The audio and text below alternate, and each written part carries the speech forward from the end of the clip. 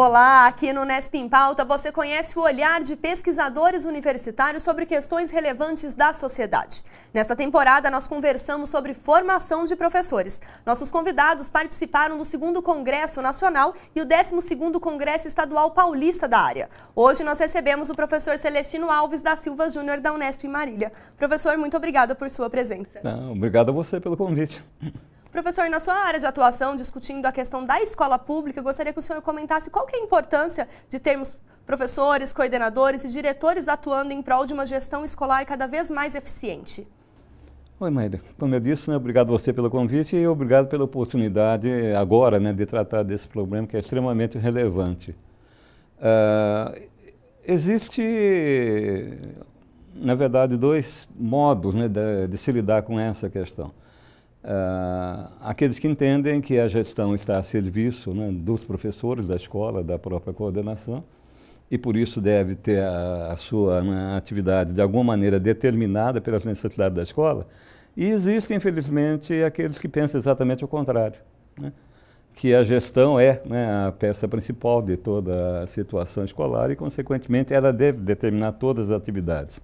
Essa segunda visão é uma visão criticada por mim há muito tempo, por alguns colegas também, porque ela vai contra a própria concepção da natureza do trabalho pedagógico. O trabalho pedagógico supõe autonomia do professor, supõe autonomia da escola para elaborar seu projeto e supõe a participação solidária da sugestão, da gestão, para que o projeto possa ser bem elaborado, o trabalho do professor possa ser bem executado, enfim. A gestão, talvez até por uma certa recorrência em relação à questão da gestão empresarial, em que o gestor é todo poderoso, frequentemente as pessoas se confundem um pouco na análise dessa situação. Elas entendem que aquilo que vale para a administração empresarial valeria também para a administração escolar, e não vale, por conta da própria natureza do trabalho pedagógico, por conta da própria natureza do trabalho do professor. E como seria, professor, esse trabalho dessa gestão escolar, desconsiderando essa visão mercadológica? Bom, seria basicamente um trabalho de coordenação, se nós quisermos usar um dos termos bastante conhecidos da área. Um diretor da escola, por exemplo, não é alguém que possa passar tarefa aos professores. O próprio coordenador pedagógico também não é alguém que possa passar tarefa aos professores. Mas ambos, o diretor e o coordenador, podem e devem ajudar os professores na elaboração e na execução das suas tarefas. Eles são pessoas que nós poderíamos classificar como pessoal de apoio. Pessoas que estão lá, que têm acesso a determinados recursos, que têm uma certa faixa de providências, que é da sua alçada, mas não são as pessoas principais, apesar das posições que ocupam. Dentro de uma visão bastante tradicional, de que a gestão ou a administração é mais importante que tudo mais, parece estranho eu estar dizendo agora que essas pessoas não são as mais importantes. Do ponto de vista funcional, até que elas podem ser por conta das responsabilidades que elas carregam. Mas do ponto de vista da realização do processo de ensino, pessoas importantes efetivamente são os professores. Levando em consideração que é importante valorizar o ensino-aprendizagem, as pessoas mais importantes seriam os professores. Exato. E pensando nesses professores, como que poderia ter esse diálogo cada vez mais efetivo entre esses gestores, o pessoal da administração das escolas, com o professor que é responsável pedagogicamente por essa relação de ensino-aprendizagem? Perfeito. Bom, antes de mais nada, todas essas pessoas precisam de tempo para se encontrar umas com as outras.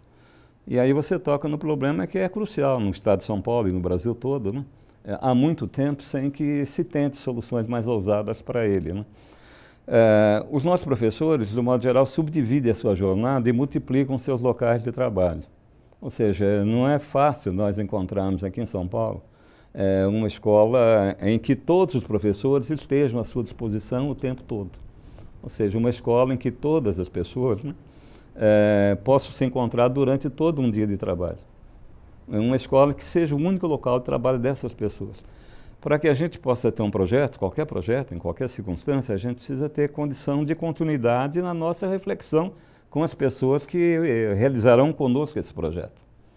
O grande problema, um dos grandes problemas, na verdade existem muitos grandes problemas da educação brasileira, e também da educação paulista em especial, se coloca exatamente aí, na questão das condições de trabalho dos professores.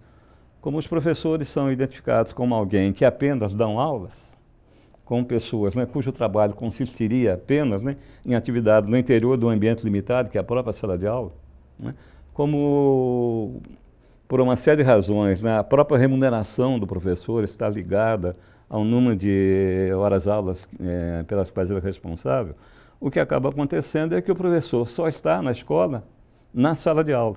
É claro que ele pode ser encontrado, às vezes, circulando pelos corredores, mas é muito difícil que a gente possa pensar num processo de discussão continuada. Por exemplo, toda quinta-feira, no período da tarde, das 2 às 6, diretor, coordenador, professores, todos eles vão sentar para pensar, né? Que intervenções vão ser elaboradas sobre o nosso projeto, que alterações deverão ser feitas, se é o caso de pensarmos um novo projeto ou não, como é que nós, né, verificamos o que anda acontecendo na atividade de cada um de nós. Enfim, essa possibilidade de discutir, né, o trabalho em processo, as condições de trabalho, no momento, simplesmente não viabiliza. Porque muitas vezes se valoriza uma reunião inicial para o ano letivo e se faz um planejamento e nem sempre faz avaliação desse planejamento ou pensa em ações futuras. Exato. A situação de planejamento acaba sendo formalizada, no pior sentido do termo, né? É preciso, né, que haja um planejamento, então haverá um planejamento. Ponto. Agora, o que acontece depois, por conta do planejamento elaborado, quase sempre é muito pouco ou é quase nada. Se nós chegamos a uma escola e pedimos, né, o projeto pedagógico para ver, claro que alguém vai nos mostrar. Mas se nós tivermos condições de comparar, né, aquilo que está previsto no projeto com aquilo que está acontecendo na escola, né, dificilmente nós chegaremos à constatação de alguma consonância. Porque faltam essas reuniões pedagógicas avaliativas.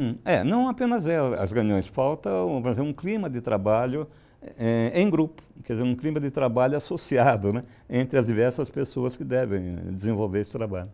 E por que, professor, esse trabalho não existe? Por conta dessa visão mercadológica que nós falamos no começo da entrevista, mas que outros aspectos da própria formação de professores e desses gestores impacta na realização dessas reuniões e de detectar a importância delas? A meu ver, existe uma espécie de conformismo, né, instalado e há muito tempo. Por isso ele é difícil de ser, né, revisto, né, e de ser deixado de lado. Para que, acho que o nosso tempo é pequeno, mas em todo caso acho que vale a pena contar uma experiência de Portugal, né, que é um país muito próximo do Brasil, né, tanto do ponto de vista cultural quanto do ponto de vista geográfico. E com o devido respeito, né, aos amigos portugueses, todos nós sabemos que Portugal não é exatamente o centro da União Europeia, né. Bem, quando nós pensamos em como as coisas acontecem na maioria das escolas portuguesas e comparamos com o modo pelo qual as coisas acontecem na maioria das escolas brasileiras, nós às vezes ficamos muito surpresos, né? Quando na verdade nada de muito especial acontece lá. O problema é que nada de muito desejável acontece aqui. Bom, para colocar a coisa bem objetivamente.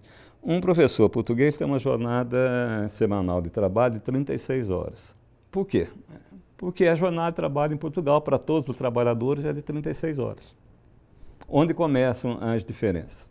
Se esse professor está iniciando a sua própria trajetória profissional, sendo um professor em começo de carreira, ele terá no máximo 22 horas dessas 36 em sala de aula.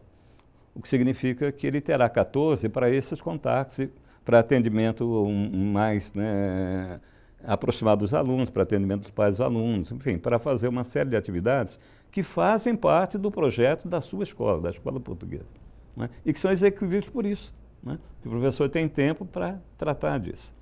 À medida que esse professor vai desenvolvendo seu trabalho, vai criando, enfim, a sua carreira, esse número de horas aulas, né, obrigatório inicial vai sendo reduzido e, consequentemente, o seu tempo vai sendo liberado para o uso da sua experiência pelos seus colegas. Aquele professor que agora é mais experiente, né, vai poder ajudar com a sua experiência aquele colega que agora está se iniciando, tal como ele obteve a ajuda dos colegas quando ele se iniciou.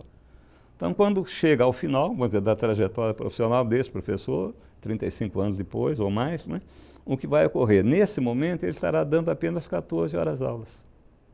Então, essa relação se inverte, né? E as 22 horas, né, restantes serão essas horas para contribuição efetiva, né, para o conjunto das atividades da escola. Agora, por que isso é possível, né? Porque o professor não é remunerado por horas-aulas. Ele tem um salário básico, né? E por conta da sua presença na escola, da mesma maneira que qualquer trabalhador deve estar presente no seu local de trabalho durante uma jornada de 8 horas. Então, o que ocorre, né? Ele vai para a escola de manhã, né? Trabalha 8 horas, trabalha 4 horas, né? Tem o seu horário de almoço, né? Volta à tarde, tem mais 4 horas, completou a sua jornada. Isso não tem nada de extraordinário. O extraordinário está em que o professor brasileiro não tem isso. O professor brasileiro é remunerado, na maior parte, né? Por horas-aulas, então só está na escola enquanto ele tem aula para dar. Consequentemente, ele tem que ter em outras escolas também para poder completar a sua jornada. Para ter aquele salário que se defende. Exato. Então, o que ocorre? Mesmo que o salário, mesmo que a remuneração, que talvez não seja o caso de a gente falar em salário, mas enfim, mesmo que o ganho do professor se torne um pouco maior, sem alteração dessas condições de trabalho, a qualidade do seu trabalho tem muito pouco como melhorar. Mas você acredita, professor, que a universidade, nos cursos de pedagogia, pensando a formação desses professores e também desses gestores, tende a ter esse olhar também de detectar que é importante valorizar esse professor enquanto um profissional para que tenha espaço para outras discussões e não meramente a aula dentro formal da sala de aula? Olha, eu acredito que sim, mas aí também há um outro problema, né, que transcende a própria situação das escolas de educação básica, que é o problema da posição das pessoas que trabalham com educação no interior da própria universidade. Quer dizer, o campo da educação não é visto no conjunto da atividade universitária como um campo prioritário de pesquisa. As pessoas que trabalham em outras áreas de conhecimento que não a educação, né, costumam ter, também elas, na universidade, melhores condições de trabalho. Quer dizer, melhor quantidade de apoios institucionais, né, melhor disponibilidade de recursos extra-orçamentários, enfim. Há uma queda, né, que vem se, infelizmente, né, vem se consolidando no tempo, do próprio prestígio da atividade profissional do professor da educação básica. E, consequentemente, aquelas pessoas que têm os seus olhares estudiosos, né, de pesquisa sobre essa atividade profissional, acabam, de certa forma, também sendo vistas elas mesmas como alguém que não realiza um trabalho tão relevante, alguém que, né, se ocupa de alguma coisa em relação à qual todo mundo tem um bom discurso, mas em relação à qual também pouca gente se dispõe a realizar alguma atividade efetiva. Certo, professor, eu gostaria de agradecer a sua participação por trazer algumas questões que incitam a reflexão diante dessa prática docente e da relação entre professor e gestores dentro da escola e não apenas dentro da sala de aula. Muito obrigada. Obrigado a você mais uma vez, obrigado a vocês todos. O Unesp em Pauta fica por aqui. Acompanhe a discussão sobre formação de professores aqui na TV Unesp. Obrigada pela companhia e até mais.